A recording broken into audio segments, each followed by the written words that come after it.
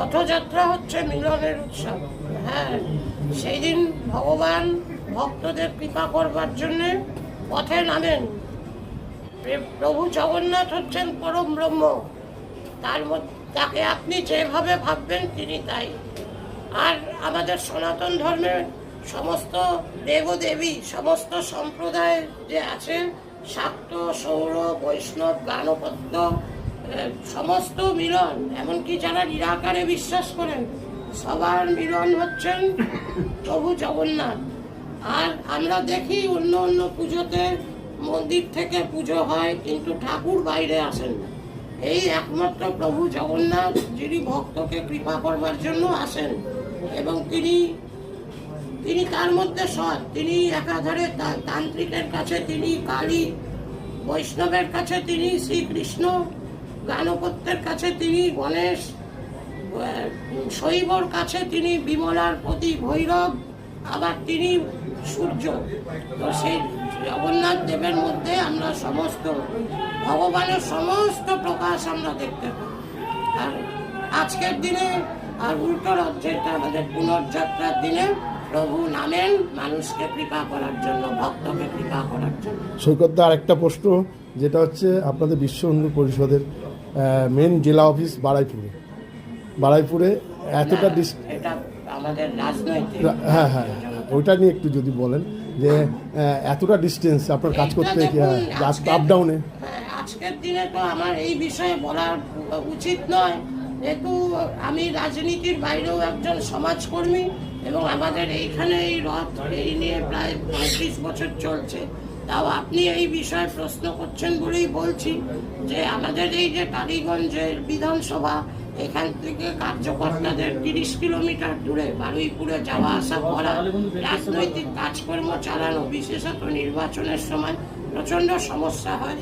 আমরা যে রাজ্য নেতৃত্বকে আমরা হয়তো আবেদন আগেও জানিয়েছি, আগামী দিনেও জানাবো, যাতে এই সমস্যার সমাধান হয়। কেন সামনেই পৌর নির্বাচন আছে, এবং পৌর নির্বাচন মানে কলকাতা মিউনিসিপ্যাল কর্পোরেশনের নির্বাচন আছে।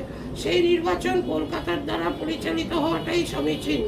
গ্রামীণ অঞ্চল থেকে সেই নির্বাচনকে পরিচালনা করা খুব কঠিন ব্যাপার। এটা একটা মানে আমাদের সমস্যা। যদিও এটা আজকে বলার বিষয় নয়, আপনি প্রশ্ন করলেন তাই আমি বললাম। জয় গুরু মহারাজ, জয় জগন্নাথ। জগন্নাথ, সুভদ্রা, বলরাম রথে উঠবেন, মিলন রথ। রথটা হচ্ছে মিলন মেলা, জীবন রথ। জীবন রথের ভেতরে পরমাত্মা বিরাজ করেন। সেই রথের দেবতা হচ্ছে পরমাত্মা, আর শরীরটা হলো রথ। আজকে পুরীধামেও রথযাত্রা চলছে, সারা বাংলাতেও বিভিন্ন জায়গায় চলছে। বাংলার মুখ্যমন্ত্রী সর্বতভাবে সহযোগিতা করছেন, রথযাত্রাকে উৎসাহ দিয়েছেন। এখন হিন্দু ধর্মের জাগরণ আসছে, রথের মাধ্যমে মিলন মেলা, একটা মিলন, যে হিন্দুত্বের জাগরণ, নৈতিকতার জাগরণ, বিবেকের জাগরণ, হিন্দু সমাজ সমন্বয়। স্বামী বিবেকানন্দজি, স্বামী প্রণবানন্দজি, ভারত সেবাশ্রম সংঘের প্রতিষ্ঠাতা, তারা চেয়েছিলেন হিন্দু সমাজ সমন্বয়।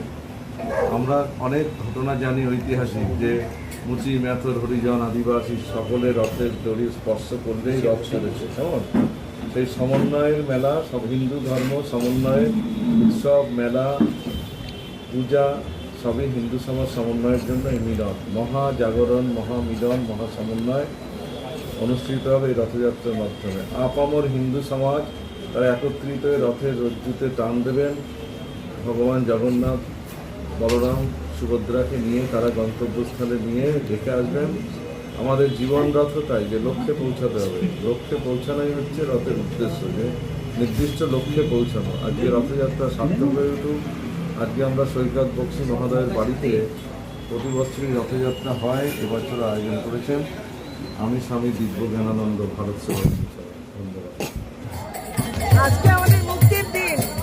আজকে আমরা নির্ভয়ে জগন্নাথ দেবের পূজা, জগন্নাথ দেবের রথ চালা আমরা নির্ভয়ে করতে পারছি, এবং জগন্নাথের স্বামী নরেন্দ্র পথগামী ভবতুলে চিৎকার করতে পারছি। তিনি যতদূর দৃষ্টি বিস্তৃত হয় তিনি আমাদের দেখছেন, এবং কোনো ভয় নেই।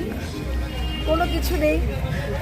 আগে আমাদের মহরম হলে একই দিনে যদি দুর্গাপুজোর বিসর্জন হতো তাহলে দুর্গা ঠাকুরকে বন্দি করে রাখা হতো, আগে মহরম যাওয়া হতো। আর সে কোনো ভয় নেই, সেসব আর কখনোই হবে না। এখন আমরা নিজেরা নিজেদের মতো করে আমরা জগন্নাথ দেবের পুজো অর্চনা করব এবং রাস্তায় রাস্তায় ঘরে ঘরে পথে পথে আমরা শুধু রথ টেনে চলেছি। এর থেকে ভালো উৎসব আর কি হতে পারে, এর থেকে ভালো মুক্তি আর কি হতে পারে।